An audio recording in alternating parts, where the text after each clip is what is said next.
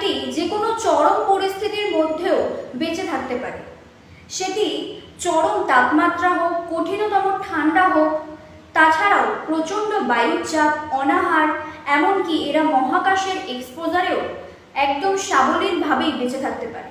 এই প্রাণীটি যখন সম্পূর্ণভাবে বেড়ে ওঠে তখন এর পরিমাপ 0.5 মিলিমিটার পর্যন্ত লম্বা হয় এবং এরা ভীষণ ছোট ও মোটা হয়।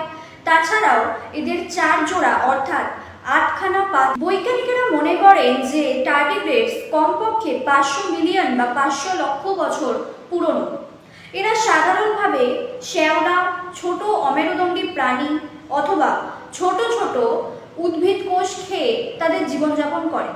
বর্তমানে 1300টি পরিচিত টার্ডিগ্রেড প্রজাতি রয়েছে, যা মার্কিন যুক্তরাষ্ট্রের ফেডারেল সংস্থাগুলির দ্বারা তৈরি। এনারা সাধারণভাবে